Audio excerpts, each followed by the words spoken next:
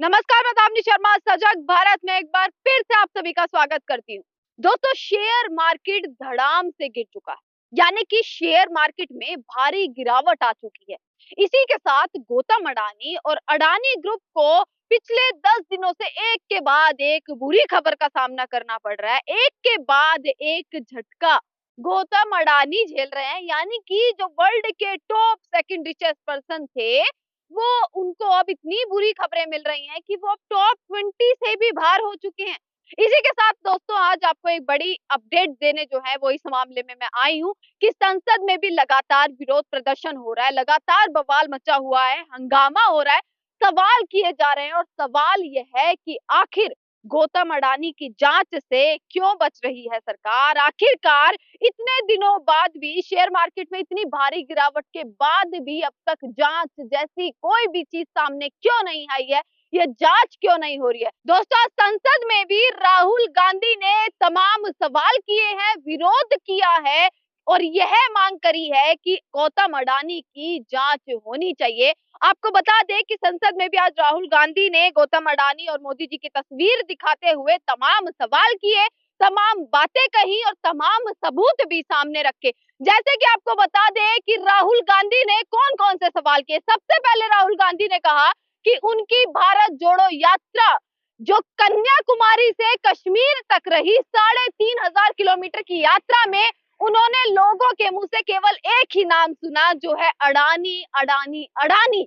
यानी कि राहुल गांधी ने कहा कि भारत जोड़ो यात्रा में भी केवल लोग जो है वो अडानी, अडानी, अडानी के बारे में ही सवाल पूछ रहे थे। इसी के बाद जो है राहुल गांधी ने जो और सवाल किए, वो यह किए जो सबूतों के साथ दिखाए कि कैसे जब मोदी जी की सरकार आई, जब प्रधानमंत्री बने मोदी जी 2014 में, उससे पहले गौतम अडानी की वेल्थ क्या थी और उसके बाद जब मोदी जी प्रधानमंत्री बने उसके बाद कितना डिफरेंस आया।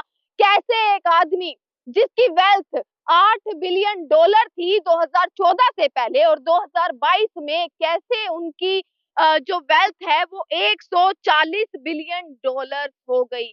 कैसे इतना हुआ कि एक आदमी 609 609वीं पोजीशन से दूसरी पोजीशन पर आकर वर्ल्ड का सेकंड रिचेस्ट पर्सन बन गया? ये सवाल किए गए। इसके बाद राहुल गांधी ने और भी तमाम सवाल किए जो पूछने जायज हैं, जो पूछेंगे। आज राहुल गांधी पूछ रहे हैं तो कल जनता भी पूछेगी, क्योंकि जनता को सवालों के जवाब चाहिए। क्योंकि जो पैसा है, जो इन्वेस्टमेंट है, वो जनता की है, उस गरीब जनता की जो कहीं ना कहीं एलआईसी में या बैंकों में अपना पैसा संभाल कर रखती है, अपने बच्चों की पढ़ाई के लिए, अपने बच्चों के भविष्य के लिए और अपनी तमाम आने वाली मुसीबतों के लिए वो पैसा संभाल कर रखा जाता है।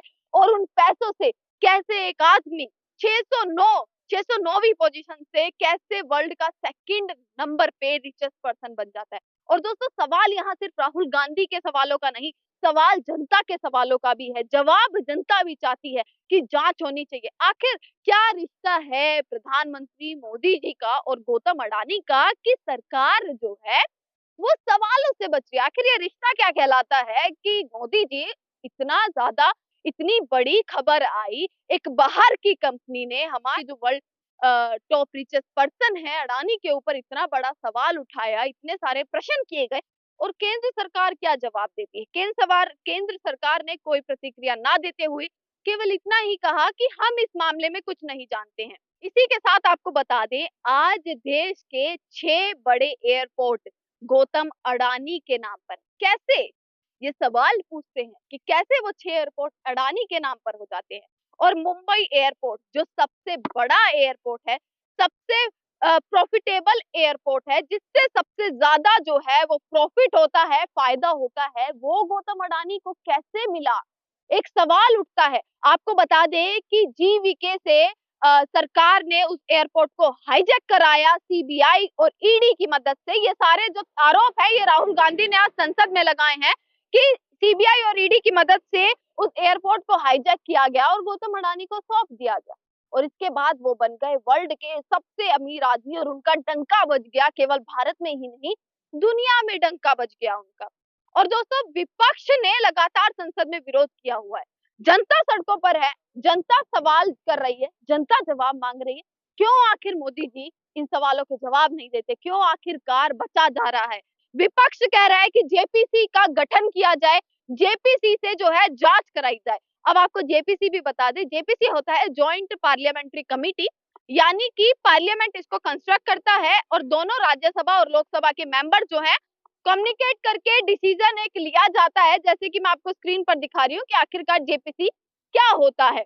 जेपीसी का गठन किया जाए, पर अगर विपक्ष को लगता है कि जेपीसी का गठन करके जांच हो जाएगी, सारा सच सामने आ जाएगा, तो वो खुश हो जाएंगे। तो मैं आपको बता दूं, विपक्ष भी कहीं ना कहीं गलतफहमी में है, क्योंकि पिछले 26 साल में 6 बार जेपीसी का गठन हो चुका है और इन 6 बार में सरकार को हमेशा क्लीन चिट दी गई है।